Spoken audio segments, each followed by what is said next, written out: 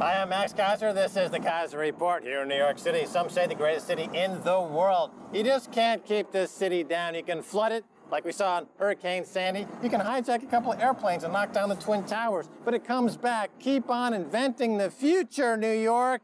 Why, you got a problem with that? Stacy Herbert? Well, Max Keiser, this is the Keiser Report 9/11 special. And the first headline, therefore, is from the LA Times. This is from the opinion page. Americans are hostages of the terrorists of Wall Street. This is David Horsey of the LA Times. He's used your phrase, terrorists. He calls these guys back here on Wall Street, and he asks, when are America's leaders going to step up and protect us from the most threatening terrorists, hedge fund managers? Of course, he has it a little bit wrong. I think the hedge fund managers aren't necessarily the most dangerous, perhaps just simple bankers and brokers, as we see behind us. Look, there's a symbiotic relationship between Wall Street or finance and terrorism, and that's been clear for decades. We saw 9/11, those two things come together, where Wall Street or the City of London and the terrorists were working together to create an event that made them an extraordinary amount of money. And that has only accelerated going forward with the help of people like Ben Bernanke, who keep interest rates at artificially low levels to make sure that financial terrorism continues without any checks or balances or any prosecution whatsoever. I'm glad to see the LA Times finally understanding who the genuine threats are to the American economy. They are bankers, they're financial terrorists. I wish they would step forward and propose some solutions like raise interest rates to a level that snuffs out financial terrorism. The thing is, the LA Times asks, since 9/11, 12 years ago, America has galvanized behind, this war on terror, and they've spent trillions and trillions of dollars defending the nation against further attacks. Well, they ask then, why not what's the bigger threat? The threat of being blown up by a terrorist, or the threat of being having your wealth destroyed by a financial terrorist? And they say, sure, some Islamist nutcase might be able to set off a bomb on a bus or in a building, but horrific as that may be, the damage to our society is not nearly as great as the wrecking ball that can hit us all when one of the greedy schemes of aggressive and unscrupulous financiers go awry.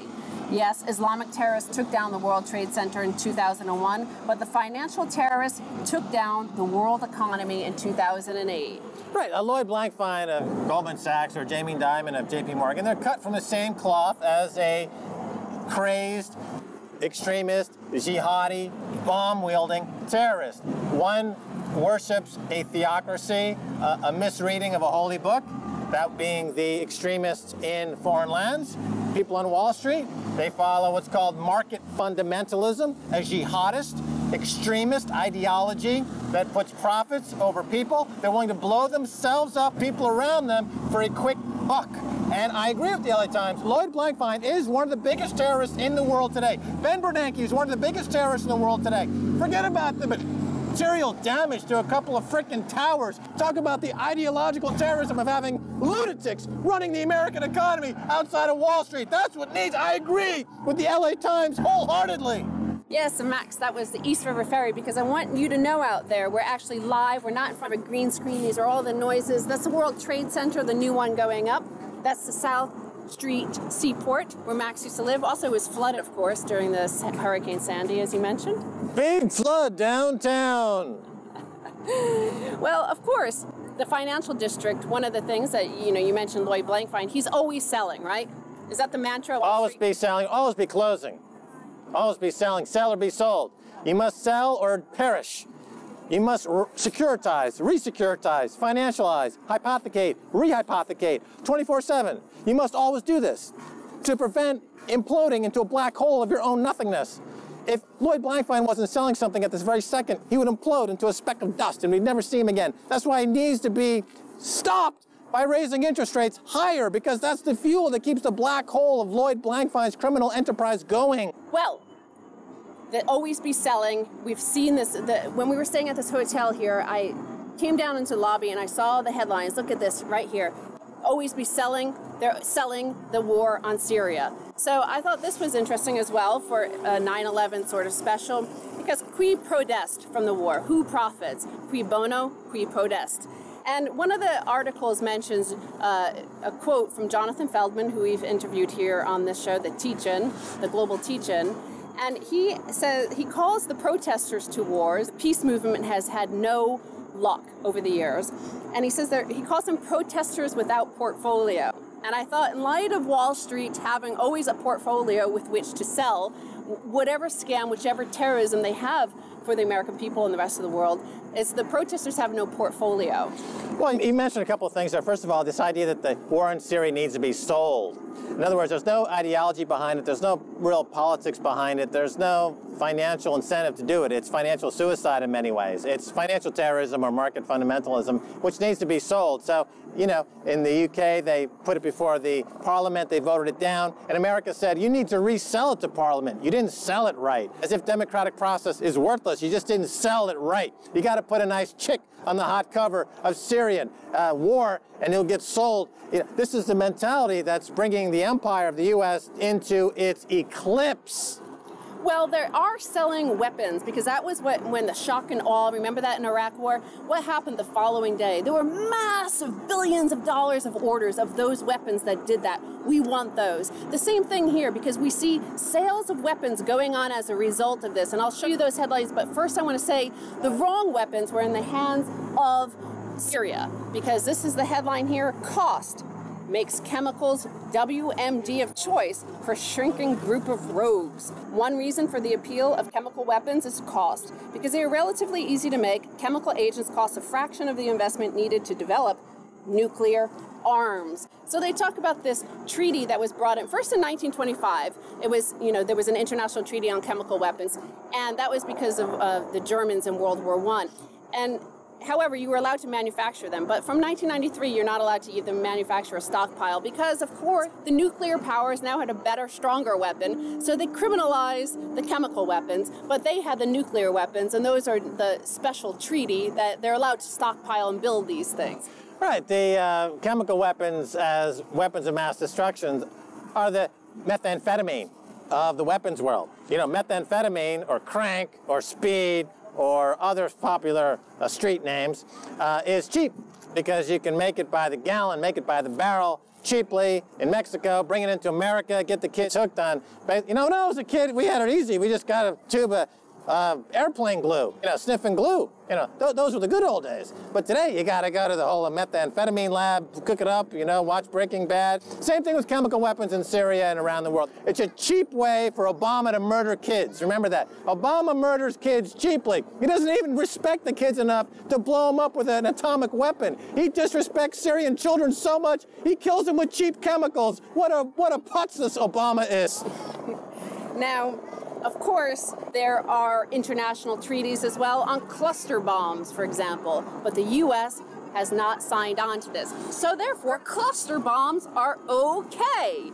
Defying international concerns, U.S. to sell cluster bombs to Saudi Arabia. So before we go into the details of this deal with Saudi Arabia, who also hasn't signed that, let's look at this video clip of actual cluster bombs at work.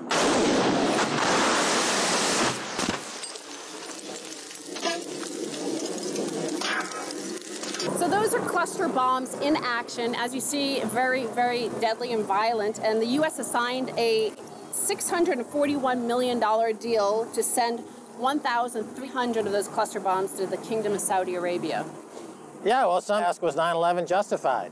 You know, I mean, it's a crazy question, but in light of everything that we're talking about here, in the context of weapons of mass destruction being used on defenseless children all over the world to satisfy banks and defense contractors, I think it's an interesting question. So now we talked about the final headline, because you mentioned that the U.S. is committing financial suicide.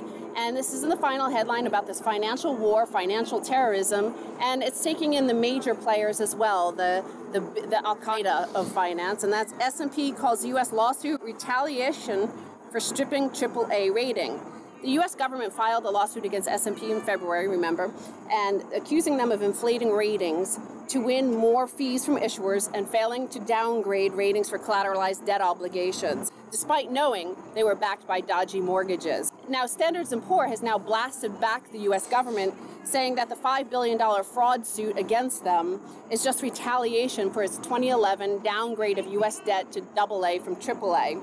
The McGraw-Hill Financial Unit was the only major credit rating agency to take away the United States' top rating, and the only one sued by the Department of Justice for allegedly misleading banks and credit unions about the credibility of its ratings before the 2008 financial crisis. Well, what's Jamie Dimon going to do? Is he going to blow up the McGraw-Hill building, like he blew up the Twin Towers on 9/11 with his friends in the military-industrial complex? What are they going to do? Send a drone over to the S&P office and blow up some analysts? I mean, that's where the real war is being fought, over the financial ratings of various instruments of mass financial destruction, the U.S. Treasury bond market. That's where the world needs to fight back against financial terrorism, by putting those bonds into receivership. Don't buy U.S. bonds. Don't support the U.S. dollar. Well, you know, one of the things, terrorism is asymmetric warfare, okay? These guys do not have the nuclear weapons of a great superpower. So in this case, here the U.S. is acting as like a dictator with nukes, and they're threatening, well, they have a Department of Justice. They're suing for $5 billion S&P, making it very clear that they're sending a message. They are sending a message that do not dare downgrade us. We don't care how bankrupt we are, how many of our bridges are falling down. We don't care how dilapidated this system is. Do not downgrade us, or you will meet the Department of Justice and our lawsuits. Right, and as the NSA controls all internet traffic, they won't let any email going to anyone suggesting that the U.S. bond markets are actually insolvent. That's part of the scam, part of the racket going on. Stacy Herbert, thanks so much for being once again on this beautiful day in New York. The Keiser Report. That was an excellent 9/11 report. Ooh, baby. Well, stay tuned. We've got much more coming your way, so don't go away.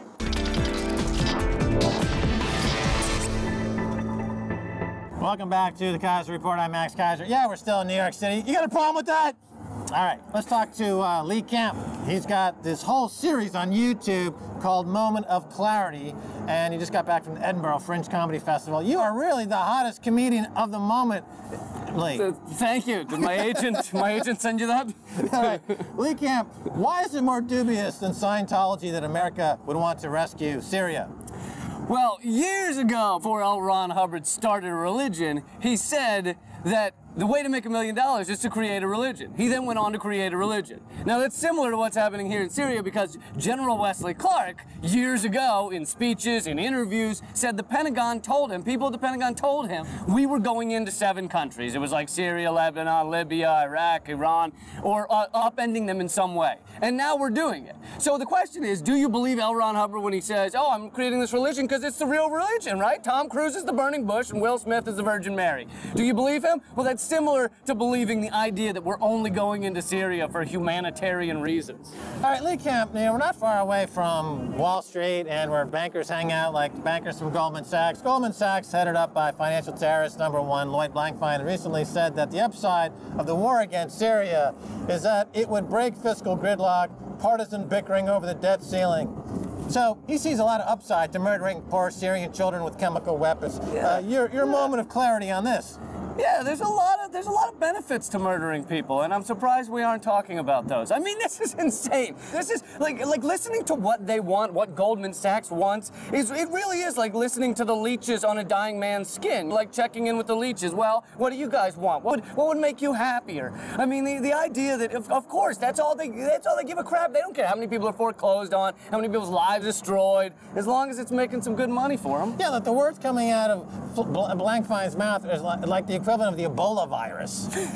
You know, when he says something, it latches on to a political leader, and then they start acting as if they've been infected by his financial terrorism. Well, this phrase financial terrorism, the LA Times is, you know, repeated. I've used it many times. They recognize that the real threat to America are bankers on Wall Street with weapons of mass financial destruction, not the Al-Qaeda people, not the bomb-wielding, fanatical people out there in the Middle East. What do you think about their comment? Yeah, I mean, it's no doubt that the financial terrorism is more dangerous to the American people. I mean, the number of millions of lives destroyed after the 2008 collapse, you know, just so they can make a few bucks, it's far more than the number of people that died in 9/11 and the number of people that die from terrorism in this country on a regular basis. More people die in the bathtub. So it's absolutely financial terrorism. It's destroying far more lives. I mean, there's 5 times as many empty homes sitting around this country than homeless people.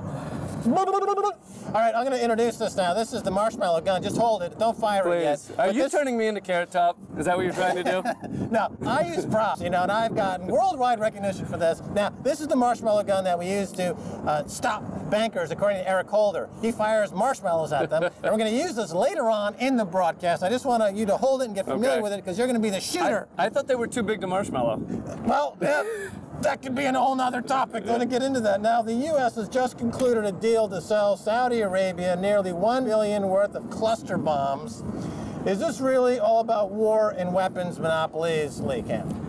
Yeah, I mean, it goes to show that we don't actually care about humanitarian causes. The fact that we're okay with this war profiteering by way of cluster bombs shows that it's not about humanitarian reasons. And furthermore, you notice we only have these humanitarian reasons to go into countries that serve a geopolitical interest or have oil or some other reason. It's like a lifeguard saying he's at the pool to save the day, and then he ends up just doing mouth-to-mouth with all the hot chicks, whether they need it or not. And at some point, there's a pile of obese, ugly dudes dead from drowning, and you're like, I don't think he's here to just save the day. I think he's here to just make out with the hot chicks. So the humanitarian reasons, while we're selling cluster bombs, is insane. Well, I mean, one clear motivation for this whole cluster F word, see, I'm good, is that Russia's got a monopoly of natural gas to Europe. Saudi Arabia wants to tap into that business. So to build the pipeline to Europe, they got to kill a lot of Syrian kids. I mean, that's basically what the war is all about. It's simple math, really. Yeah, it's just oil and gas. Yeah. But so Obama, when he gets on TV and says that there's something, if Obama, let's say he was honest, he got on TV and he said, America, we got to cut into Russia's gas monopoly to Europe by killing a lot of Syrian kids, and as a result, the price of oil and gas will be cheaper for you, and you can still buy Happy Meals for less than $1. What do you think? You know, let's vote on it. Do you think anyone would vote against it? And the outcome would be the same, right? Right, because this was also something General Wesley Clark said in those same speeches, is he said, what the first Iraq war showed us was that we can invade the Middle East and no one's really going to stop us. No one's really going to get in the way. Right. And so that's the same idea, that we can invade Syria and no one's really going to stop us. All right, now we're doing really well on time. I thought at this point now, having introduced the marshmallow gun that Eric Holder uses to stop banksters, we're going to keep going, but this is a banker zombie right here. And so what we're going to do, Lee, is I'm going to hold this in my mouth, kind of a William Tell moment. And then you're going to try to kill the zombie by firing the marshmallow gun directly at my face. Okay. This is just a pump action, like any standard item you might find in an Arnold Schwarzenegger movie. Are you ready? I'm ready. All right, here we go. Try to kill the banker zombie. Let's see how this goes. Right. There we go. Yes. All right, stop. And you realize that for anyone who doesn't like your show, that's going to become a viral thumbnail. They're going to... We can only hope, Lee, we can only pray that goes viral. But you see, being a bankster on this side of the equation, although that stung a little bit, having a marshmallow fired at, you know, probably 30 to 5 miles per hour, and directly hitting the flesh of my face, I can still go down to the job and concoct weapons of mass financial destructions, credit default swaps, mortgage-backed securities, credit, all kinds of stuff invented by Blythe Masters or Jamie Dimon. It doesn't really stop me, does it? Yeah, exactly. These corporate crimes, massive corporate crimes. Sometimes they pay a fine, sometimes there's a little slap on the wrist, but it doesn't stop them. And we wouldn't accept that on any other level of business. If you went outside your door and a 5-year-old was selling lemonade and you took a sip and it was like, you were like, this is urine, you pissed in this cup. You wouldn't just tell him to move a block down and keep operating his business. But that's what we do with large corporations. Just go back to doing what you were doing. Pissed in his cup? Yeah. Lee Camp, tell us a little bit about Larry Summers. He's potentially going to be the next Fed chairman. What are your thoughts? Well, you know, Greg Palast, who's a great journalist and reporter, just came out with this leaked memo written by Summers and Geithner years ago about how to deregulate the entire banking system and how they need to do it globally and how they could do that via trade regulations. You know, basically saying to countries, if you don't allow us to, if you don't allow us to deregulate your banking, then we won't trade with you. And it worked. And so basically, you have that memo showing that they are the main reason, one of the main reasons for this entire financial cluster F, as you called it earlier, that has destroyed people's lives. And now you're going to put him in charge? Talk about failing upward. I mean, he is failing. These people are failing everyone else in the world besides a very select few. And now he's going to be Fed chair? I mean, it's horrific. We're in the middle of something very serious. We're in the middle of it really is. It's a full-on war between profit and people. Dark versus light. Mel Gibson now versus Mel Gibson 1993. This is some serious stuff. This is a drop-down, drag-out, bloody freaking war, and most of us don't even realize it. We've anesthetized ourselves with shiny crap and zombified ourselves with televised social rejects. And just like a fishbowl, if you just give us a little bit of food and a little plastic treasure chest or a chest of plastic treasure, then we will never even question that most of our thought is happening inside of a little 2-foot sphere. We will never even question it. I mean, this full-on, ravenous, unfettered capitalist domination of the mental sphere, the natural here and now, is liquidation. It's an extraction. It's a digestion, a defecation on anything and everything that matters to your average human being. And it's just a matter of whether we can put our differences aside to tell those select few, the select power elite, to go screw themselves, you know? Well, you know, you talk about the deregulation and Larry Summers. Of course, he was involved with, going back to the year 2000 under Clinton, the law that changed the status of financial derivatives from being what was then considered to be instruments of gambling. They reclassified them and said they are no longer gambling and therefore would not have to be regulated as gambling instruments. So that was part of the whole process that occurred during Clinton. He also, of course, they got rid of the Glass-Steagall, which separates the regular utility banking function from the speculators. But I've noticed, and you do a lot of work around the country performing, and you go into casinos, I'm sure, and there's a casino mentality where in the casino, once they get you in the casino, they try to keep you liquored up. Right. They throw a hot babe in your face. The slot machines are rigged so that if people start to walk away from the slots, they tweak them so that they start winning, paying out little higher payouts. Right. There's a whole behavioral science to casinos now where they have your frequent casino use card and they use that data, big data, to emotionally target you. They know what your weaknesses are. That's one reason why they collect all this data through the NSA, is that they can behaviorally target you at casinos to get you to throw away as much money as possible and to become part of the Ebola virus, which is the American economy. Is there an analogy? Do you see it between casinos? You've worked in casinos. We're here in Wall Street. Talk to me, Lee Camp. Perfect analogy, because not only are we standing in front of the world's biggest slot machine, but also you're talking about the emotional harm that's done to people in order to keep them in the casino. That's what Syria is. That's what endless war is. It's keeping us constantly afraid. We've got to be scared, or else we turn around and go, why is this like this? Why are we getting screwed like this? We start saying that. And the moment we start saying that, they go, oh, everybody get together. We got to go to war over here. Look over here. Look at what's going on over there. Stop paying attention to the man behind the curtain. All right, here's another interesting observation that I think only you can weigh in on, because you've been performing in Europe as also you perform in the United States. In Europe, there's this concept of equality, and this means equal access to things like education, healthcare. Doesn't matter if you're rich or poor, there's a notion of equality. Yeah. And when I've seen you perform in Europe, I saw you in Scotland, the audiences are a little bit different in that they seem to be more in tune with this idea of a coherent society that has rights. Whereas in the U.S. now, you see complete obliteration of the middle class. There's only the very, very rich, and then everyone else is basically waiting to get into prison for a meal. Is there a contrast between Europe and the U.S., and is the European model breaking down and heading toward a U.S. model because of financial terrorists like Larry Summers or Lloyd Blankfein? Yeah, I think their model is becoming closer and closer to ours, and I think you're absolutely right that the one of the biggest achievements the corporate greed monkeys across this water have achieved is making the idea of the common good a dirty word here in America. The idea we should give a crap what's going on next door in our neighbor's house, whether his life is destroyed. So making that a dirty word is one of the biggest successes they've been able to achieve. Well, this idea of spying by the NSA. And Microsoft, for example, is hugely a big player in spying, and now they've been allowed to buy Nokia, a big European phone company. No penalties, nothing, they just keep buying stuff. But part of the problem of having the state spying on everyone is not so much that you're protecting your privacy, but more importantly, you're getting rid of the ability to assemble, because part of any opposition would be the need to assemble to create an opposition. Right. But if you get rid of, if everyone's spying on you, you cannot assemble. The right to assemble is destroyed. Your thoughts? Yeah, I think we have to legalize protest again. I think that's important. And you're absolutely right. I mean, this spying, everyone should be outraged about it. And again, saying, look over here, they're doing that with Snowden. They're like, oh, it's all about Snowden. He's a traitor. He's a horrible person. He failed out of college. Look, none of that matters in terms of the NSA spying scandal. Giving a crap about that is like if your house was burning down, someone tells you it's burning down, you see it, you then turn back and go, didn't you fail out of college? I'm not falling for this. I mean, it doesn't matter what kind of person. Snowden and Bradley Manning, Chelsea Manning are just the messengers, all right? That's all they are. And if only there was some sort of expression in our zeitgeist, in our culture, to tell us what to do with messengers. Something about imprisoning messengers or shooting messengers. If only there was something to guide us. All right, Lee Camp, who I might add is not Carrot Top.